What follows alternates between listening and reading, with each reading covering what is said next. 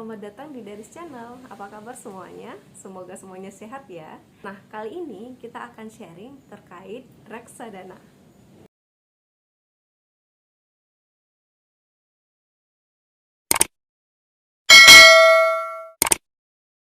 Reksadana adalah instrumen yang paling santai untuk kita investasi. Kenapa sih kok bisa santai?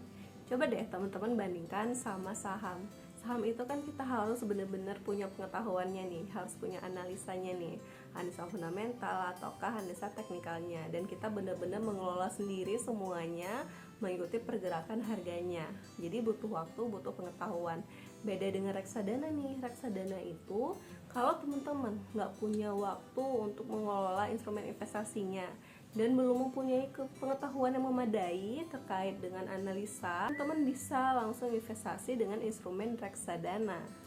Karena reksadana itu adalah suatu wadah di mana dana-dana daripada investor itu dikelola oleh manajer investasi, kemudian ditaruh di portofolio efek.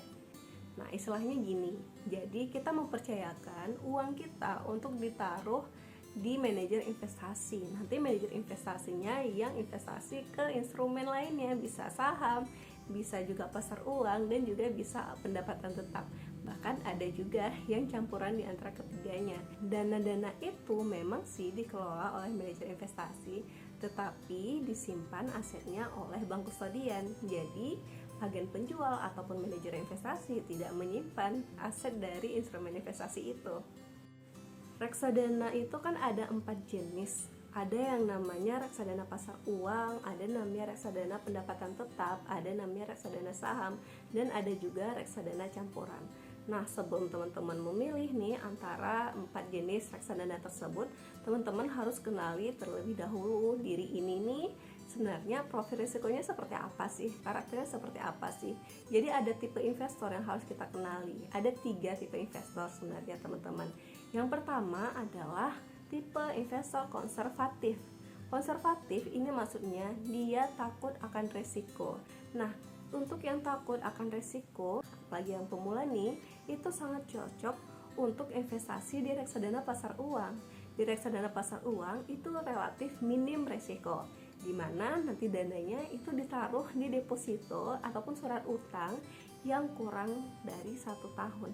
Nah, jadi kalau misalkan pengen investasi yang kurang dari 1 tahun, bisa pilih reksadana pasar uang. Selanjutnya ada tipe investor moderat. Tipe moderat ini dia nggak terlalu berani ambil resiko dan juga tidak terlalu takut sama risiko. Dia sedang-sedang saja. Otomatis nanti pendapatannya juga relatif lebih stabil. Nah, untuk tipe investor yang moderat seperti ini cocoknya di reksadana pendapatan tetap atau reksadana obligasi.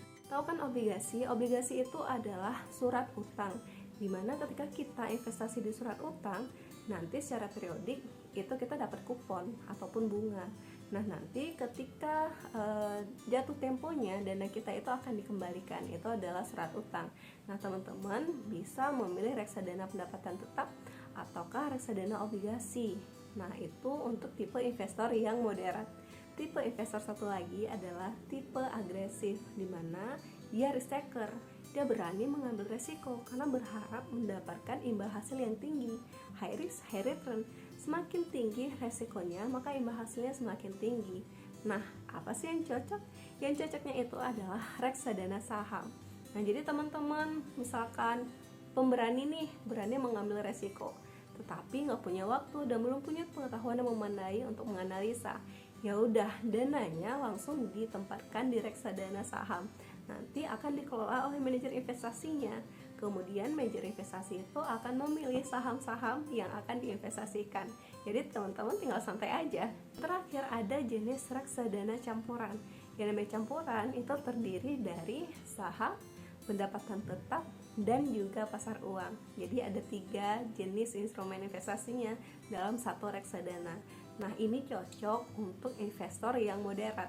Untuk jangka waktu investasi reksadana untuk pasar uang bisa kurang dari 1 tahun, sedangkan reksadana pendapatan tetap bisa lebih dari 1 tahun. Untuk reksadana saham ini untuk jangka panjang 5-10 tahun, sementara reksadana campuran bisa lebih dari 3 tahun. Tapi meskipun jangka waktunya sudah ada seperti itu, bukan berarti kita tidak bisa melakukan pencairan. Kita tetap bisa melakukan redemption untuk pencairan reksadana kita, bisa mingguan, bisa bulanan. Nah, kalau teman-teman pengen jadi investor reksadana, ada beberapa istilah nih yang teman-teman harus ketahui. Yang pertama tentang cut off time. Cut off time itu adalah batas waktu transaksi reksadana agar transaksi tersebut efektif, di mana aturan OJK menetapkan cut off time reksadana itu pada jam 1 siang. Tetapi selama pandemi, peraturan itu diubah menjadi jam 11 siang. Ketika teman-teman transaksi reksadana sebelum jam 11 siang, nanti transaksinya efektif atau statusnya done. Nah, penyelesaiannya akan T+1. Nah, kalau nih teman-teman transaksinya pada jam 11 siang hari Senin, maka penyelesaiannya kan T+1.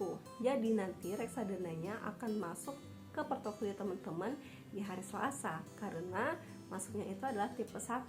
Misalkan teman-teman transaksi reksadana itu melebihi dari jam 11, misalkan di sore hari ini di jam 5 sore. Akibatnya nanti transaksinya pending, akan efektif ketika hari kerja. Sama juga kalau teman-teman pengen transaksi di hari Sabtu Minggu nggak masalah, tapi statusnya nanti pending, akan beroperasional ketika di hari kerja. Di hari kerja nanti transaksinya akan efektif, kemudian reksadana tersebut akan masuk ke portofolio tipe 1 keesokan harinya. NAB atau nilai aktiva bersih adalah total nilai semua aktiva yang ada di reksadana saham, obligasi ataupun pendapatan tetap ditambah dengan bunga kupon ataupun dividen. Nanti dikurangi dengan kewajiban atau biaya operasional. Itu adalah NAB-nya. Semakin banyak unit penyertaan yang ada, maka semakin kuat NAB-nya.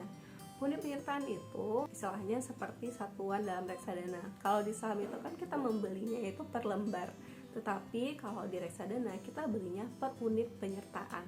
Nanti teman-teman juga bisa mendapatkan return atau capital gain dari NAB apabila mengalami kenaikan. Nah, demikian pembahasan hari ini. Semoga bermanfaat dan semoga menambah pengetahuan teman-teman terhadap instrumen investasi. Jangan lupa share dan subscribe channel ini biar kamu gak ketinggalan video bermanfaat lainnya, agar menambah wawasan kamu terkait dengan investasi di pasar modal.